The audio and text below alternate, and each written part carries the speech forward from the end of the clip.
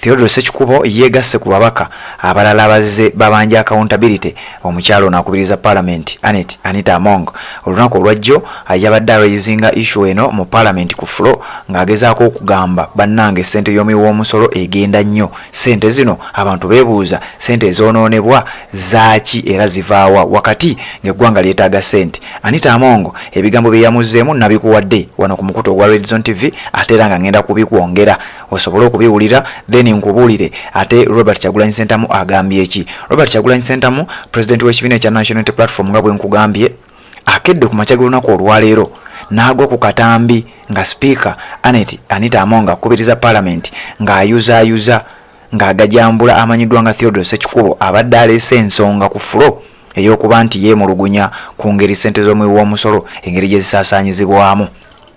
Ssekikubo wamu n'ababaka abalala abali mu parliament olwaleero bamaze ebbanga nga beemulugunya ku ssente obuwumbi oba akawumbi akamu n'obukadde 700 nga bwe nakugambye ku makya ezasaasaanyibwa nga zigabibwa nga service award akasiimo eri abantu bana bokka okuli eyali lead of opposition wa NUP amanyiddwa nga Honorable Mathias Mpuuga Nsamba we yafuna $5,000,000 nga kuliko ne ba commissioners abalala basatu aba NRM abafuna $4,400,000 nabikuwadde ku makya bw'obanga obadde ogoberera nkakasa babitegedde bulungi nnyo. Ebintu bino bayogerako ko ne ku nnyumba gali kwoleka eyazimbibwa Madam Speaker amanyiddwa nga Anita Among erisaidize ye Bukedeya nayo nagibalaga kakati olunaku olwaleero omubaka Theodore Ssekikubo akiikirira Lwemiyaga avuddeyo ku makya Amina olunaku lwajjo yavuddeyo n'ategeeza ekyamazima tulina okuba nga tukubaganya ebirowoozo ku nsonga zino ku ssente y'omuwi w'omusolo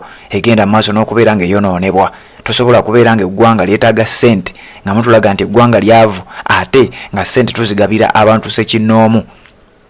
Nabikusomedde ebintu bino ku makya abantu ssente zino ze beegabira ezaakunukkiriza okuwera obuwumbi obubiri kubanga bwe twakozeemu ekibalo nga ssente ziri obuwumbi akawumbi kamu n'obukadde 700 Oweekitiibwa Mathias Mpuuga yafunako obukadde 5 nabali abalala abasatu abafuna obukadde 400 nga ssente zo wozigatta zikola akawumbi kamu n'obukadde 700. Kakati omusajja oyo gwolaba amanyiddwa nga Theodore Ssekikubo yavuddeyo n'agamba ssente zino zisusse obungi tetuyinza kubanga tuspendinga ssente bwe ziti mu ggwanga eryavu nga Uganda. Twetaaga okunnyonnyolwa ssente zino lwaki zisaasaanyizibwa. Omukyala akubiriza parliament jjukira naye waliwo olupapula olwafuluma bwe lutyo nga nalwo lulaga ssente za spendinga olunaku. Kakati njagala okutegeeza ngenda kubanga nkuwa akatambi kano okawulirize then oluvannyuma nkuwa ebigambo bya Robert Kyagulanyi Ssentamu avuddeyo n'avumirira nayose kuvumirira ng'agamba tekisoboka kubeera nga gwe akubiriza parliament tekisoboka kubeera nga gwe era agambye you can imagine the speaker of the parliament telling a member of parliament to speak whatever nonsense you want to speak era wano n'akwotingawo just because he's raising issues of corruption at parliament. Wano abadde ategeeza nti kyewuunyisa era oyinza okwewuunya ennyo ng'omuntu akubiriza parliament ategeeza omubaka mu parliament nti yogera kasasiro wo yenna gweyagala okuba ng'oyogera nonsense ndowooza osobola okivvuunula nga bw'okyagala naye nga nze nkivvuunudde nti kasasiro. Era Anita Among ebigambo bino birabika bigenda muleetera ebizibu kubanga abantu bangi bavuddeyo nnyo nga bavumirira ekikolwa ekyo. Kansooke nkuwa ebigambo bya Ssekikubo then nzije ate mbere nga nkuwa ebigambo ebirala. Robert Kyagulanyi Ssentamu avumiridde Anita Among ku ekyo ki kye yakoze. Ssekikubo bw'ati bwe yagambye Anita Among asooke amugye vuno bamwambalire. Honorable Speaker, I rise to remind the chair about the undertaking you made to this house while we were to close off for Easter holiday. You had undertook that we shall have opportunity to debate on the issue of the parliamentary exhibitions, wherein members read about the profligacy of the commission of this house, whereupon the allegations about the handshake to the commissioners was debated, whereabouts the backbench commissioners were given money ranging from 400 million to 500. And you undertook, Right Honourable Speaker, that an opportunity would be availed to us to have this matter thoroughly debated, concluded, and put to rest. Right Honourable Speaker. You speak whatever nonsense you want to speak.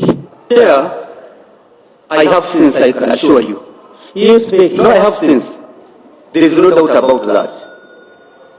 Chair, when I know the person you're speaking to. When a member rises to tarnish the only asset I have in life, my reputation on the floor of this house, and you are presiding over, and you don't call a member to substantiate.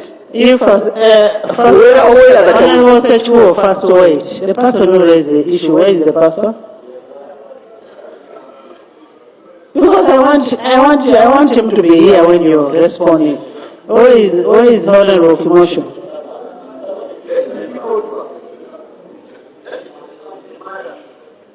Because Honourable Sechikubo, you're better off responding to that when Honourable Kimosho is inside. Right Honourable Speaker, the matter is unanswered, and it was meant to stifle my contribution about the very serious matter of the commission and the handshake. And you allowed a member to blatantly come and destroy the only asset I have in life, my reputation. If he so wishes that he was on the right, is this parliament a platform for people to come and kill people's reputation? And they run away, and thereafter they claim they are not in the house. Right, Honourable Speaker? On top of expunging it from the Hansard, it is the right and proper case to be referred to the disciplinary committee so that he can go there. I don't want to gag him if he has. Ebigambo bya Theodore Sechikubo n'ebigambo Anita Amongo bye yamuzeemu wabula ojja genda ku Red Zone TV eno yennyini bw'oba tonaba kubanga osubscribing twagenze mu community yaffe ne tuteekayo poll ng'era bulijjo otero kikola abantu bali mu kubanga bagenda mu maaso n'okulonda bw'oba omaze okusubscribinga ku channel eno naawe osobola okugenda olaba ekigambo community n'okinyigako n'oscrollinga n'okkiriramu wansi katono ojja kusangawo olaba vote twataddeyo nti gwe oba olaba ng'ebigambo bino Speaker bye yakozesezza ku Honourable Theodore Sechikubo bw'oba olaba nga bigambo bikyamu londa olowooza Speaker akolebweko atya bw'oba olaba nga ebigambo bikyamu ng'ate ali ku platform ennene bw'etyo olowooza ki ekiyinza okuba nga kikolebwa twagenze awo ne tuteekayo abantu bali mu kulonda nkugambye naawe osobola okugenda n'oba nga weetaba mu kulonda kuno era abaakalondako sofa bakyayimiridde ebitundu 85 ku buli 100 bagamba nti agibwe mu office impeachment ebitundu 8 ku buli 100 bagamba nti yetonde ebitundu 7 ku buli 100 bagamba nti ababaka ba parliament bafulume parliament bekandagge naawe osobola okugenda n'olonda ate akaluluko ne tuba nga tukabala Red Zone TV kwoli webali kubanga okyatugoberera tuwuliziganye mu updates ezijja mu maaso awo.